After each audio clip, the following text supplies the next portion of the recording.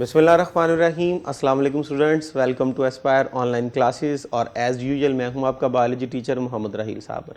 तो स्टूडेंट, हमने चैप्टर 3 जो था वो लास्ट लेक्चर में कंप्लीट किया। लेक्चर नंबर 20 के अंदर आज हम 21 स्टार्ट करने जा रहे हैं। और जब मैंने लास्ट चैप्टर ख़त्म किया तो मैंने लास्ट पे आखिरी टॉपिक के साथ उस चैप्टर के एंड पे जो इम्पॉर्टेंट उसके रिलेटेड शॉर्ट क्वेश्चन थे, जो MCQs थे, जो फिल इन द ब्लैंक्स थी बुक के अंदर वाली एक्सरसाइज की, वो मैंने सारी आपके साथ क्या कर दी, शेयर कर दी और आपको समझा दी। लेकिन अगर आपने गौर किया हो, जब मैंने चैप्टर 4 करवाया था तो हर लेक्चर के साथ मेरी कोशिश होती थी मैं इंपॉर्टेंट MCQs टॉपिकल बेस पे क्या करता था, आपके साथ शेयर करता था। लेकिन चैप्टर 3 में अगर आपने गौर किया तो मैंने आपसे शेयर नहीं किया। असल में चैप्टर छोटा सा था और था भी सारा ऑब्जेक्टिव बेस। तो मैं चाह रहा था कि एक दफ़ा मैं सारा जो है वो 2-3-4 लेक्चर में उसे ख़त्म करूँ, ख़त्म करके एक ही दफ़ा सारी उसकी ऑब्जेक्टिव आपके साथ क्या कर दूँ, शेयर कर दूँ। तो आज का लेक्चर सिर्फ और सिर्फ चैप्टर 3 के जो इंपॉर्टेंट जो है MCQs और इंपॉर्टेंट शॉर्ट क्वेश्चन होंगे। लॉन्ग क्वेश्चन तो मैंने पहले बताया उसमें से आते ही नहीं। तो आज के लेक्चर में हम सिर्फ और सिर्फ इसके MCQs इंपॉर्टेंट देखेंगे जो पास पेपर में बड़ी दफ़ा आए हुए हैं और मजीद आने के चांसेस हैं, और जो इंपॉर्टेंट शॉर्ट क्वेश्चन है वो भी देखेंगे। तो आइए जी स्टार्ट करते हैं चैप्टर 3 के फर्स्ट MCQ को, जो कि है हमारे पास an enzyme with its cofactor remove is termed as.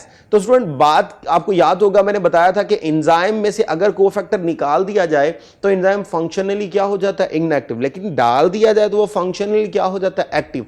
तो आपने तब दो ऑप्शंस पढ़ी थी। अगर एंजाइम का कोफैक्टर हो तो एंजाइम फंक्शनली एक्टिव होता है, वो होलो है।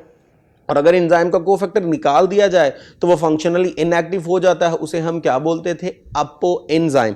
तो आइए जी ऑप्शंस में पहला है जी को एंजाइम, बीटा ऑप्शन है जी होलो एंजाइम, चार्ली ऑप्शन है जी अपो एंजाइम, डेल्टा ऑप्शन है जी प्रोस्टैटिक ग्रुप। तो चार्ली ऑप्शन ही है अपो, और अगर इंसर्ट कर दें तो देन वो क्या बन जाता है, होलो। नेक्स्ट आइए जी सेकंड की तरफ, extreme changes in pH cause the bonds in the enzyme to break resulting in the enzyme. तो स्टूडेंट, लास्ट टाइम बात हुई थी कि पीएच हर एंजाइम को स्पेसिफिक चाहिए जिसपे वो क्या करता है, अपना काम करता है। लेकिन अगर पीएच को चेंज कर दिया जाए तो हमने कहा था आयनाइजेशन हो जाती है, एंजाइम खराब हो जाता है। जब एंजाइम खराब हो जाए, उसकी शेप बिगड़ जाए, वो काम नहीं कर पाता, उस बिगड़ी हुई शेप वाले एंजाइम को हम क्या बोलते थे, डीनेचुरेशन। यहां पे भी यही कहा जा रहा है कि ऑप्टिमम पीएच हमने नहीं दी बल्कि चेंज कर दी। तो क्या होगा, तो देखते हैं जी क्या होगा। ऑप्शंस में अल्फा है जी हमारे पास इनहिबिशन होगी, बीटा है जी हमारे पास कंपटीशन होगा, चार्ली है जी सैचुरेशन होगा, डेल्टा है जी डीनेचुरेशन होगा। तो बिल्कुल जी डीनेचुरेशन ही होगा, एंजाइम खराब होगा। ठीक है जी। बाकी आइए जी क्वेश्चन जो MCQs थर्ड की तरफ, which of the following enzyme work efficiently in alkaline pH. Alkaline pH mean basic environment में कौन सा एंजाइम जो है वो बड़े अच्छे तरीके से काम करेगा। तो अगर आपको टेबल याद हो तो 7 से नीचे जो थे वो सारे एसिडिक, 7 से ऊपर वो सारे क्या थे, बेसिक। तो आइए जी ऑप्शंस में है पेप्सिन, ये तो एसिडिक एनवायरनमेंट में काम करता है। बीटा है जी सुक्रेज, ये भी हमारे पास जो है वो एसिडिक एनवायरनमेंट में काम करता है। सलाइवरी, अमाइलेज, ये भी जो था वो हमारे पास एसिडिक एनवायरनमेंट में काम करता है। कैटालेसिस, तो यही है जी कैटालेस, जो कि क्या करता था, एसिडिक एनवायरनमेंट बेसिक एनवायरनमेंट में हमारे पास क्या करता था, काम करता था। आइए जी फोर्थ की तरफ चलते हैं, द रिवर्सिबल इनहिबिटर। तो आपको याद होगा इनहिबिटर दो तरह के थे, इरिवर्सिबल और रिवर्सिबल। रिवर्सिबल हमने कहा था जिसकी वीक लिंकेज होती है और जो थोड़ी देर के बाद रिकवर कर सकते हैं by increasing the concentration of substrate. ठीक है जी, यानी एंजाइम रिकवर किया जा सकता है। तो क्या करता है जी, the reversible inhibitor will constitute dash with enzyme.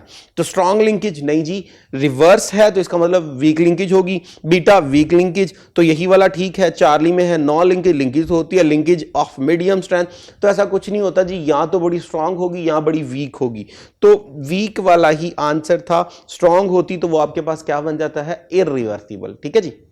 आइए जी बात करते हैं नेक्स्ट की fifth, NAD is an important. तो NAD इंपॉर्टेंट है क्या जी, एंजाइम नहीं जी, एंजाइम तो नहीं था ये। हार्मोन भी नहीं था ये। सी को एंजाइम एंड डेल्टा विटामिन, तो अगर आपको याद हो तो मैंने आपको बताया था ये को एंजाइम बाय नेचर था। ठीक है जी। तो NAD कोएंजाइम है और फोटोसिंथेसिस के अंदर और रेस्पिरेशन के अंदर इलेक्ट्रॉन और प्रोटॉन के एक्सेप्टर और डोनर के तौर पे ये क्या कर रहा था, काम कर रहा था। नेक्स्ट हम बात करते हैं जी 6 की, poisons like cyanide, antibiotic and some drugs are the examples of. अब ये सारी किस चीज की एग्जांपल है? अल्फा है जी एंजाइम्स, बीटा है जी कोएंजाइम, चार्ली है जी इनहिबिटर, डेल्टा है जी कोफैक्टर। तो अगर आपको याद होगा इनहिबिटर की ये स्टेटमेंट थी कि ये सारे इनहिबिटर्स थे क्योंकि ये क्या करते हैं, एंजाइम को इनएक्टिव कर देते हैं, एंजाइम के एक्टिव साइट को ब्लॉक कर देते हैं और कैटालिटिक प्रॉपर्टी को फौरन क्या करवा देते थे, स्टॉप करवा देते थे। तो ये सारे बाय नेचर जो है वो इनहिबिटर होते हैं। आइए जी नेक्स्ट की तरफ चलते हैं 7, विच type of inhibitor have structural similarity with the substrate. तो आपने जब इनहिबिटर पढ़े तो हमने कहा था एक ऐसा था जो कि क्या करता है जी, एक्टिव साइट के ऊपर आके जुड़ जाता है। क्या वजह है कि वो एक्टिव साइट के ऊपर आके जुड़ जाता है? बेसिकली उसकी शेप जो थी वो किससे मिलती जुलती है, सबस्ट्रेट से मिलती जुलती है। जब सबस्ट्रेट से मिलती जुलती है तो उसकी बाइंडिंग साइट, एक्टिव साइट की, उसे फौरन क्या कर लेती थी, सिलेक्ट कर लेती थी और क्या बना लेती थी, EI कॉम्प्लेक्स बना लेती थी। तो हमने बताना है जी वो कौन सा इनहिबिटर है। अल्फा है जी इरिवर्सिबल, बीटा है जी कंपैटिटिव रिवर्सिबल, चार्ली है जी नॉन कंपैटिबल रिवर्सिबल और डेल्टा है जी कंपैटिटिव इरिवर्सिबल। तो अगर आपको याद होगा जो एक्टिव साइट पे जुड़ता था वो कौन सा था, वो हमारे पास बाय नेचर जो था वो कंपैटिटिव था और कंपैटिटिव जो है वो एग्जांपल्स हैं हमारे पास रिवर्सिबल की। तो ये बेसिकली बीटा ऑप्शन बनती है, कंपैटिटिव रिवर्सिबल, यानी ये रिवर्स हो सकता है प्रोसेस अगर हम क्या करें, सबस्ट्रेट की कॉन्सेंट्रेशन को क्या कर दें, इंक्रीज कर दें। और कंपैटिटिव इसलिए क्योंकि ये सबस्ट्रेट के साथ कंपीट करके आ रहा था, शेप उससे मिलती जुलती है, तो गलती से जो एक्टिव साइट की बाइंडिंग साइट थी वो इसको क्या कर लेती है, सेलेक्ट कर लेती है। आइए जी 8 की तरफ चलते हैं। Globular part of an enzyme consist of, तो मैंने बताया था एंजाइम जो है वो 3 डायमेंशनल ग्लोबुलर प्रोटीन है, स्फेरिकल, गोल। आइए जी उसमें ऑप्शंस हैं हमारे पास, bulks of the amino acid, beta है जी फ्यू अमीनो एसिड, चार्ली है जी न्यूमरस अमीनो एसिड, डेल्टा है जी मैनी अमीनो एसिड। तो डेफिनेटली जो ग्लोबुलर स्ट्रक्चर होता है वो कई अमीनो एसिड से जो है वो मिलकर बनता है। ठीक है जी, नेक्स्ट हम बात करते हैं जी 9th MCQs की। Enzyme lawyer down the energy of. अब कौन सी एनर्जी को ये लॉयर डाउन करता है? नंबर ए काइनेटिक, बीटा है जी हमारे पास एक्टिवेशन, चार्ली है जी पोटेंशियल और डेल्टा है जी मैकेनिकल। तो ये कौन सी एनर्जी को कम करता है जी? ये एक्टिवेशन को कम करता है, यानी इसकी प्रेजेंस में एक्टिवेशन एनर्जी कम लगती है और प्रोसेस जो है वो आसानी के साथ हो जाता है। सो आइए जी 10th की तरफ चलते हैं। The non protein part of an enzyme known as. तो जो नॉन प्रोटीन पार्ट है जो एंजाइम के साथ अटैच होता है, तो लास्ट लेक्चर में मैंने आपको बताया था जब हमने फिल इन द ब्लैंक्स की थी कि वो क्या होता है। आइए जी, अल्फा है एक्टिवेटर, बीटा है जी कोएंजाइम, चार्ली है जी कोफैक्टर, डेल्टा है जी प्रोस्थेटिक ग्रुप। तो ये अल्फा, बीटा और डेल्टा ये सारे के सारे कलेक्टिवली क्या कहलाते हैं? कोफैक्टर। तो कोफैक्टर ही होता है जो नॉन प्रोटीन पार्ट था। 10th हुआ जी। 11 की तरफ चलते हैं। Which type of inhibitor form EI complex at active site. तो enzyme inhibitor complex active site पे कौन बनाता है? देखिए जी, इरिवर्सिबल, बीटा है जी कंपैटिटिव रिवर्सिबल, चार्ली है जी नॉन कंपैटिटिव रिवर्सिबल और डेल्टा है जी कंपैटिटिव इरिवर्सिबल। तो कंपैटिटिव रिवर्सिबल होता है जो एक्टिव साइट के ऊपर आके क्या करता था, जुड़ता था EI कॉम्प्लेक्स बनाने के लिए। ठीक है जी। इरिवर्सिबल क्योंकि वो तो रिवर्स ही नहीं होता, तो रिवर्स जो है उसकी 2 टाइप थी हमारे पास, कंपैटिटिव और नॉन कंपैटिटिव। आइए जी 12th की तरफ चलते हैं। If non protein part is covalently bonded to the enzyme it is called as alpha activator, beta coenzyme, Charlie polypeptide, delta prosthetic group. तो प्रोस्थेटिक ग्रुप होता है जो कोवलेंट बॉन्ड बना के जुड़ता है। एक्टिवेटर डिटैचेबल थे, मेटालिक आयन थे, और कोएंजाइम वीक फोर्स के साथ अटैच होते हैं जो विटामिन थे, और NAD उसकी एग्जांपल थी। ठीक है जी। आइए जी नेक्स्ट करते हैं जी 13 की तरफ। तो 13 है जी the activated enzyme which consisting of polypeptide chain and cofactor called as. तो जरा गौर कीजिएगा, एंजाइम के साथ क्या आ गया है जी, उसकी अटैच हो गई है साथ कोफैक्टर, तो एंजाइम की जब कोफैक्टर साथ अटैच हो तो वो फंक्शनली क्या हो जाता है, एक्टिव, और अगर ना हो तो वो फंक्शनली क्या हो जाता है, इनएक्टिव। अब इस स्टेटमेंट में कहा गया है कि एंजाइम भी है और एंजाइम के साथ उसका कोफैक्टर भी है। जब एंजाइम भी है, एंजाइम के साथ उसका कोफैक्टर भी है, तो ऑप्शंस में आइए, अल्फा एक्टिवेटर नहीं है तो कोफैक्टर था, बीटा कोएंजाइम नहीं है भी कोफैक्टर था, चार्ली होलो एंजाइम जी बिल्कुल यही है जी, फंक्शनली क्या हो जाएगा, एक्टिव अpo एंजाइम। ये तो तब बनता है जब एंजाइम में से आपने कोफैक्टर माइनस कर दिया तो एंजाइम काम नहीं कर पाता। तो ऊपर जो कि बात है वो है जी कोफैक्टर है, तो इसका मतलब यहां पे हमारे पास कौन सी ऑप्शन आएगी, होलो एंजाइम, क्योंकि एंजाइम अब फंक्शनली क्या हो चुका है, एक्टिव हो चुका है। आइए जी नेक्स्ट की तरफ चलते हैं, 14 की तरफ। The vitamins are essential raw material for the synthesis of. अब जी विटामिन जो हैं, अगर आपको याद हो तो आपने कोफैक्टर की टाइप्स पढ़ी थी। उन कोफैक्टर में हमने 3 पढ़े थे। एक हमारे पास था एक्टिवेटर, जो आपने कहा था मेटालिक आयन है, और ये मेटालिक आयन जो होते हैं ये इनऑर्गेनिक बाय नेचर होते हैं, डिटैचेबल होते हैं। फिर आपने पढ़ा था ऑर्गेनिक प्रोस्थेटिक ग्रुप था, जो कि क्या करता है, कोवलेंट बॉन्ड बना के जुड़ जाता है। उसकी एग्जांपल आपने पढ़ी थी FAD और हेम। FAD जिसे आप जो है वो क्रैब साइकिल के अंदर यूज करते हैं। और इसके अलावा लास्ट जो थी वो हमारे पास क्या थी, कोएंजाइम, जिसमें हमने कहा था NAD और विटामिन उसकी एग्जांपल्स हैं, वो बार बार यूज हो सकते हैं। जब वो बार बार यूज हो सकते हैं इसका मतलब वो भी बाय नेचर क्या होंगे, डिटैचेबल, और वो वीक फोर्स के साथ क्या थे, जुड़े हुए थे।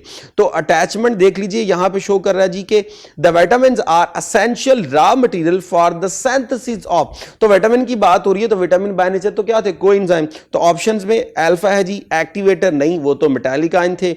बीटा है जी कोएंजाइम, जी बिल्कुल यही था, क्योंकि NAD और विटामिन थे और ये वीक फोर्सेस के साथ क्या थे, अटैच थे। आइए जी चार्ली में है हमारे पास होलो एंजाइम, डेल्टा में अpo एंजाइम, ये तो बिल्कुल नहीं बनता, ये एलिमिनेट हो गया।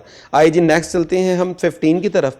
विच type of inhibitor form EI complex other than active side. अब की बार क्या है जी, एक्टिव साइड के ऊपर नहीं जुड़ रहा, अदर देन एक्टिव साइड के ऊपर इनहिबिटर जुड़ रहा है, तो EI कॉम्प्लेक्स तो बन रहा है but not at active side. इसका मतलब ये स्ट्रक्चरली सिमिलर नहीं होगा। तो जो स्ट्रक्चरली सिमिलर था आपने से कंपैरेटिव कह दिया था, और जो सिमिलर नहीं होगा डेफिनेटली वो आपके पास क्या होगा, नॉन कंपैरेटिव। और था कौन सा, रिवर्सिबल। तो ऑप्शन देखिए जी, अल्फा इरिवर्सिबल नहीं जी, रिवर्सिबल बाय नेचर था। कंपैरेटिव नहीं जी, ये तो तब होता अगर एक्टिव साइड के ऊपर EI कॉम्प्लेक्स बनता। चार्ली है जी नॉन कंपैरेटिव रिवर्सिबल, जी बिल्कुल यही है जी, नॉन कंपैरेटिव रिवर्सिबल ही था। नेक्स्ट आते हैं जी 16 की तरफ। If non protein part is loosely attach to enzyme it is called as. तो अब लूजली अटैच है, तो मैंने पिछली अभी कुछ देर पहले मैंने आपको क्या किया था, कोफैक्टर की सारी डिटेल में मैंने टाइप्स बताई थी कि जी अगर मेटालिक आयन हो, लूजली डिटैचेबल बाय नेचर हो, तो वो आपके पास कौन से होते हैं, एक्टिवेटर। अगर वो आपके पास कोवलेंट बॉन्ड बना के जुड़े हो तो वो ऑर्गेनिक बाय नेचर होंगे, वो प्रोस्थेटिक थे। और अगर ऑर्गेनिक हो और वीक फोर्स के साथ जुड़े हो तो वो आपके पास विटामिन और NAD, उसे हम क्या बोलते थे, कोएंजाइम। तो यहां पे बात हो रही है जी, है वो नॉन प्रोटीन पार्ट लेकिन वो लूजली अटैच है, तो वो कोएंजाइम ही बनता है जी।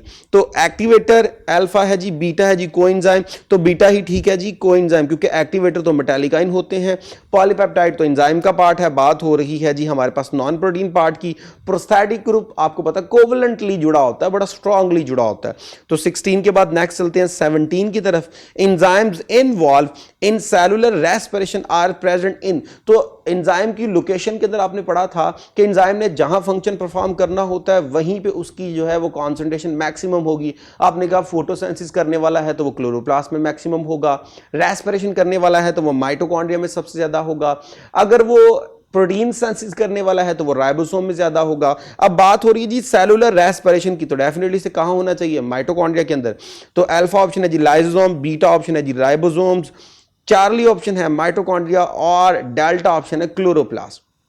तो चार्ली ऑप्शन ही बनती है, सेलुलर रेस्पिरेशन की बात हो रही है। और क्लोरोप्लास्ट के लिए क्या हो जाता अगर बात होती फोटोसिंथेटिक एंजाइम्स की, लाइसोसोम अगर डाइजेस्टिंग एंजाइम की बात हो रही होती, राइबोसोम्स अगर प्रोटीन सिंथेसिस वाले एंजाइम्स की बात हो रही होती।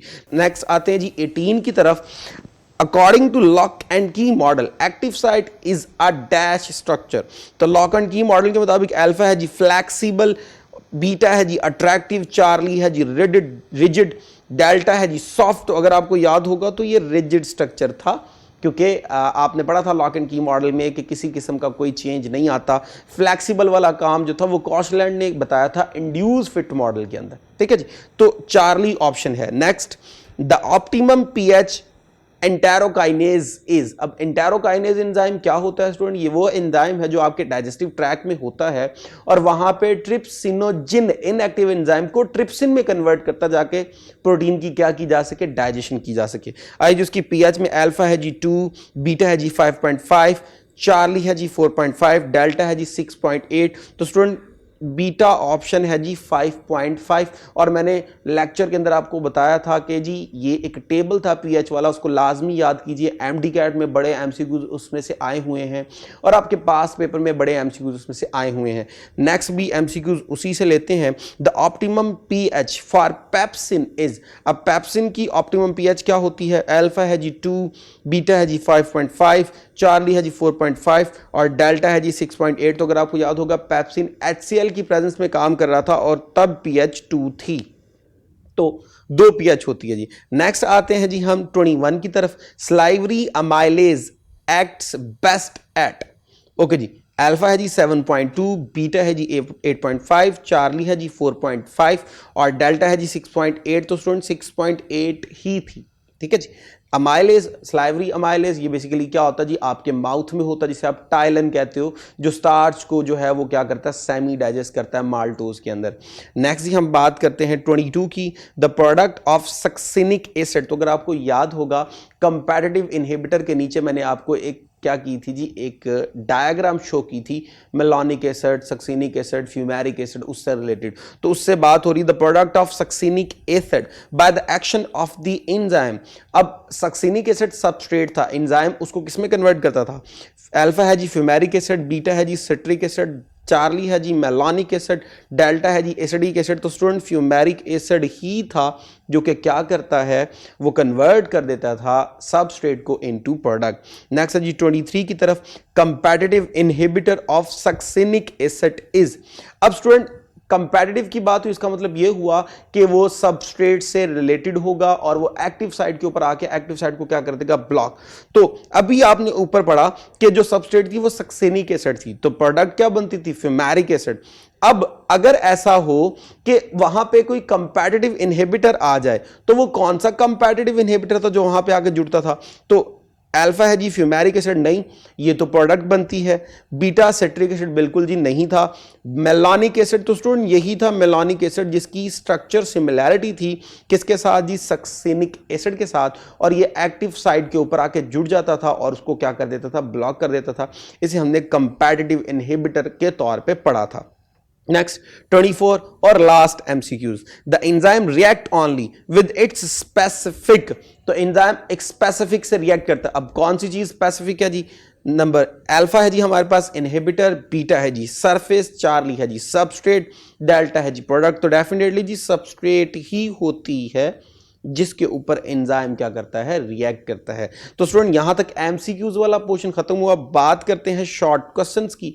अब शॉर्ट क्वेश्चंस में यहां पे है पहला, define cofactor with their function. तो स्टूडेंट यहां पे मैं आंसर्स नहीं बताऊंगा क्योंकि चैप्टर में जो मैंने पिछले 5 लेक्चर किए उनमें सारी चीजें मैंने आपको डिटेल में बताई और मैंने ये भी आपको गाइड कर दिया था। ये सारा चैप्टर जो है वो क्या है जी, सिर्फ शॉर्ट क्वेश्चंस हैं, लॉन्ग क्वेश्चन नहीं है। तो वहां पे स्लाइड्स के अंदर जहां जहां जो जो मेंशन था वो सारा आपने शॉर्ट के तौर पे ही पढ़ना है। इसलिए मैं दोबारा यहां पे उन्हीं चीजों को दोबारा एक्सप्लेन नहीं करूंगा क्योंकि सारा ही तो शॉर्ट था। अगर उसमें कोई लॉन्ग होता तो मैं आपको फिर इसमें दोबारा आंसर शो कर देता ताकि आपको आइडिया हो जाता ये बातें जो हैं वो शॉर्ट के लिए, ये बातें लॉन्ग के लिए। जब सारा ही आपका जो था वो शॉर्ट था तो दोबारा आंसर्स को रिपीट करने की जरूरत नहीं है। सिर्फ यहां पर मैं क्या मेंशन कर देता हूं जी, शॉर्ट क्वेश्चन। पिछले 5 लेक्चर गौर से सुनिए, हर एक क्वेश्चन का आंसर आपको मिल जाएगा, वहां पे हर एक की हेडिंग मैंने मेंशन की हुई है। सो सेकंड था जी डिफाइन एक्टिव साइट, थर्ड है जी define regions of active site, fourth है जी डिफाइन फीडबैक इनहिबिशन। वो जो मैंने करवाया था आपको, ए से बी बनता है, बी से सी बनता है, सी से डी बनता है, डी से ई बनता है, डायरेक्ट ए से ई नहीं बनता। और हर स्टेप के ऊपर डिफरेंट एंजाइम जो है वो आके क्या करते हैं, एंजाइम पकड़ के सबस्ट्रेट को प्रोडक्ट में बनाते हैं। हर नेक्स्ट एंजाइम पीछे वाले एंजाइम की प्रोडक्ट को अपनी सबस्ट्रेट बना लेता है और जैसे ही फाइनल प्रोडक्ट बनेगी वो आकर पहले एंजाइम के साथ मिलकर क्या करती है, प्रोसेस को स्टॉप कर देती है। इसे हम क्या बोलते थे, फीडबैक इनहिबिशन। इसी क्वेश्चन को ऐसे भी पूछा जा सकता है, how enzyme perform metabolic pathway. तो मेटाबॉलिक पाथवे मैंने बताया था, ऐसे पाथवे होते हैं जिसके अंदर बेशुमार छोटे छोटे प्रोसेस चल रहे होते हैं। जब बेशुमार छोटे छोटे प्रोसेस चल रहे होते हैं और उनके कंप्लीट होने से पूरा एक बड़ा रिएक्शन कंप्लीट होता है, उसे मेटाबॉलिक पाथवे कहते हैं। मैंने एग्जांपल दी थी आपको रेस्पिरेशन की और फोटोसिंथेसिस की। नेक्स्ट शॉर्ट क्वेश्चन है जी, difference between prosthetic group and coenzyme. दोनों ऑर्गेनिक थे, एक लूजली अटैच था, एक कोवलेंटली अटैच था। एक एग्जाम्पल हेम और NAD, एक एग्जाम्पल जो थी वो आपके पास FAD वगैरह थी और विटामिन वगैरह थी। नेक्स्ट है जी, डिफाइन एक्टिवेटर विद एग्जाम्पल। अब एक्टिवेटर और एग्जाम्पल मेटालिक आयन थे, डिटैचेबल थे, बता दिया था कॉपर, और मैंने एक टेबल भी आपको शो किया था, कॉपर था, आयरन था, जिंक था। नेक्स्ट जी, डिफाइन ऑप्टिमम pH और ऑप्टिमम टेम्परेचर। नेक्स्ट है जी, difference between apo enzyme holo enzyme, mean जिसमें कोफैक्टर का डिफरेंस था। कोफैक्टर होगा तो आपके पास होलो एंजाइम एक्टिव होगा एंजाइम, और अगर कोफैक्टर नहीं होगा तो एपो एंजाइम और फंक्शनली क्या होगा, इनएक्टिव। नाइन्थ NE3 कैरेक्टरिस्टिक्स, तो मैंने वहाँ पे आपको अच्छे खासे कैरेक्टरिस्टिक्स करवाए थे, कोई से 3 आपने क्या करने हैं, मेंशन करने हैं। Next, Y pepsin is produce in inactive form, तो ये भी आपको बताया था, पेप्सिन पेप्सिनोजन की फॉर्म में पैदा होता है, क्यों होता है। लास्ट कैरेक्टर था ये हमारे पास एंजाइम के कैरेक्टरिस्टिक्स का, जो कि चैप्टर 3 का सेकंड लेक्चर था। नेक्स्ट हम आते हैं जी 11 की तरफ, डिफाइन इनहिबिटर। लास्ट लेक्चर में यही पढ़ा था हमने with examples. Define lock and key model, define induce fit model, difference between competitive और नॉन कंपैटिटिव, और डिफरेंस बिटवीन रिवर्सिबल और इरिवर्सिबल। तो ये कुछ इंपॉर्टेंट शॉर्ट क्वेश्चन थे, लॉन्ग तो आते नहीं, इसलिए मैंने MCQs भी सारे आपको करवा दिए जो इसके इंपॉर्टेंट बनते थे, और जो इंपॉर्टेंट शॉर्ट क्वेश्चन बनते थे वो भी मैंने आपको करवा दिए। तो अब तक के लिए इतना ही। नए लेक्चर में नए चैप्टर को स्टार्ट करेंगे जो कि होगा चैप्टर 2। तो इजाज़त दीजिए, थैंक यू वेरी मच, अल्लाह हाफिज़।